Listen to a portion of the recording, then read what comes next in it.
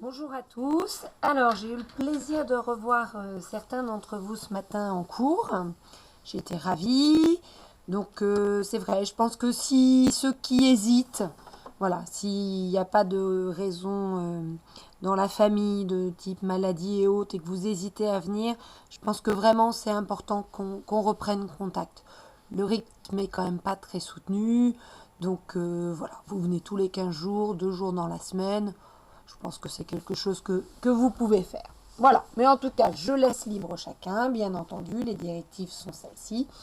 Mais sachez qu'on vous accueille effectivement avec plaisir et on pense que ce sera plus efficace pour travailler ensemble. Alors, aujourd'hui, on a fait un petit résumé sur le bilan des axes de symétrie et des figures usuelles. Donc, je vous propose de le faire avec vous, là, sur les 5 figures usuelles que vous avez sous les yeux, à savoir donc le triangle isocèle, le triangle équilatéral, le losange, le rectangle et le carré. Je ne vais rien écrire, je vais juste faire des tracés, alors parfois à main levée ou pas forcément très précis. Ce qui est très très important, c'est d'écouter ce que je dis, les infos que je donne à l'oral. On va faire un peu de travail d'oral. Et surtout les codages, qui sont effectivement les infos qui permettent de comprendre une figure. Donc on va partir sur les codages des figures. Si on a un triangle isocèle, deux côtés sont égaux. Donc je code. Pour l'instant je code au crayon gris, on repassera après en couleur. Triangle équilatéral, on rappelle, 3 côtés égaux. Alors je vais faire des codages un peu particuliers parce que ça me simplifiera pour la suite. Donc je fais les mêmes codages, donc 2 ronds. 2 ronds, ça veut dire que les côtés sont égaux. 2 ronds, ça veut dire donc que mes 3 côtés sont effectivement égaux. Définition de base aussi du losange, tous ces côtés sont égaux. Donc je code les 4 côtés égaux. Définition du rectangle, alors là je vais coder la définition concernant les angles qui est suffisante. Un rectangle, c'est un quadrilatère qui a 4 angles droits. Donc je code ces 4 angles droits. Ensuite, il me reste le carré. Le carré étant un losange, tous ses côtés sont égaux. Je vais utiliser le système de 2 symboles par côté. Comme je fais les mêmes sur tous les côtés, ils sont tous égaux. Le carré est un losange, donc tous ses côtés sont égaux, mais le carré est aussi un rectangle. Donc, je vais ajouter les angles droits. Voilà, ça c'est les codages des définitions de mes figures usuelles. Maintenant, je vais y ajouter donc les axes de symétrie. Je les fais à main levée ou approximativement. Alors, on va essayer d'être au plus près. Donc, un seul axe de symétrie pour notre triangle isocèle. Ensuite, nous avons 3 axes de symétrie pour notre triangle équilatéral. Donc un qui passe par chacun des sommets. Nous avons 2 axes de symétrie dans le cadre du losange, qui sont les diagonales. Nous avons 2 axes de symétrie pour le rectangle, mais qui ne sont pas les diagonales. Attention, ce sont, alors là, il faut que je lise quand même à peu près le milieu. Ce sera, même si ce n'est pas la grande précision. Donc, un axe de symétrie ici. De la même façon, un axe de symétrie ici. Donc, 2 axes de symétrie pour le rectangle. Et comme on l'a dit tout à l'heure, le carré est un losange, donc les diagonales sont des axes de symétrie. Et le carré étant un rectangle, il va avoir aussi ces 2 axes de symétrie. Donc on va rajouter donc 4 axes de symétrie pour notre carré. Donc voilà, première chose que vous devez savoir faire dès que vous dessinez une de ces figures, c'est de placer les axes de symétrie. Maintenant, on va ajouter des codages, parce que ce matin, on a revu les activités et on a vu qu'il y avait quand même pas mal de codages qu'on pouvait ajouter.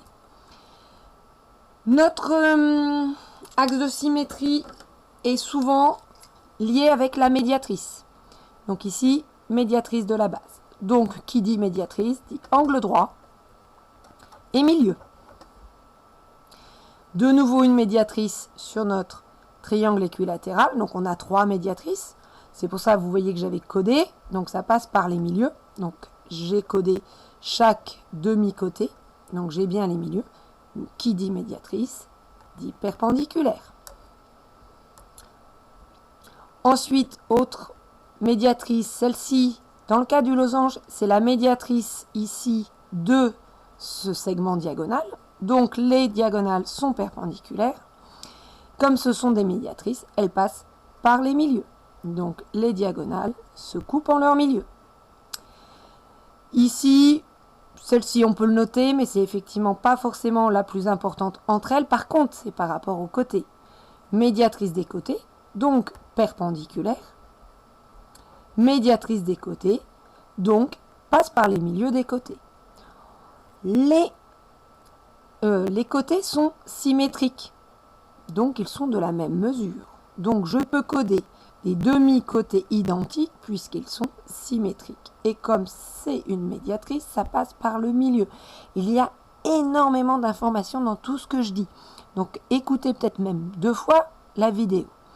Même chose, ces 2 côtés-là sont symétriques, donc de même longueur. Comme ils sont coupés en leur milieu, on a aussi des demi-côtés tous identiques. On recommence avec notre carré. Donc, les médiatrices des côtés, comme les côtés sont égaux, coupés en 2, on a des demi-côtés tous identiques. On a des diagonales qui se coupent en leur milieu, comme dans le cadre du losange, et qui sont perpendiculaires. Alors, il y a une petite chose que je n'ai pas codée, parce qu'il faut que je rajoute 2 segments très importants dans mon rectangle. Alors, je vais ajouter ça et on va compléter les codages parce que j'en ai encore. Et dans toutes les figures. Donc maintenant, autre information. On continue. Mon triangle isocèle. Axe de symétrie, donc les 2 parties se superposent. Si les parties se superposent, les angles se superposent. Donc mes angles sont égaux. On en a fini avec notre triangle isocèle. Pour le moment, on pourrait encore ajouter un codage, mais je pense que ça suffit. Ici, de la même façon, les angles se superposent puisqu'ils sont symétriques. Ils se superposent, donc ces 2-là sont symétriques. Mais comme cet angle-là va se superposer avec celui-ci, ils vont être aussi identiques. Et là, on se rend compte que nous avons 3 angles égaux. Le losange, même chose pour les angles. Les angles sont symétriques puisque nous avons un axe de symétrie. Je me répète, hein, mais il faut bien le lire. Donc, mes angles ici sont égaux. Et les 2 autres sont également égaux puisqu'ils se superposent par symétrie. On en a fini avec notre losange. On continue avec notre rectangle. Donc là, les angles, on les connaissait déjà, ils sont tous des angles droits, donc tous égaux, ils se superposent, pas de souci. Mais là, on a une chose importante sur les diagonales que j'ai tracées en vert. En fait, les demi-diagonales vont se superposer. Elles vont se superposer dans ce sens-là, mais aussi dans ce sens-là. Donc les 4 demi-diagonales, c'est effectivement des demi-diagonales, sont toutes de la même longueur. Donc j'ai des diagonales qui sont toutes de la même longueur et qui se coupent en leur milieu. On continue avec notre carré, pardon. Donc on a encore la même chose. Les diagonales se coupent en leur milieu et sont de la même longueur comme pour notre rectangle. Donc on va faire des codages sur les demi-diagonales identiques. On avait déjà codé que les diagonales avaient un angle droit. Et puis on peut même rajouter, là j'ai encore des angles droits à ajouter ici. J'espère ne rien avoir oublié. Donc, vous voyez, à partir de la définition de nos quadrilatères et de nos triangles particuliers, le fait qu'il y ait des axes de symétrie, le fait de savoir que les axes de symétrie d'un segment, c'est forcément une médiatrice, on peut coder énormément d'informations et qui seront toujours vrai. Quand je code des propriétés, ça veut dire que ces propriétés-là sont toujours vraies. Alors moi, je vous conseille de faire une petite page comme moi, avec ces 5 polygones, de les tracer le plus précisément possible, bien sûr, et d'y ajouter les axes de symétrie et tous les codages. Pas besoin de rajouter de lettres, pas besoin de rajouter de texte. Je pense que déjà, visuellement, si vous avez tout ça bien en tête, vous avez déjà appris énormément de choses.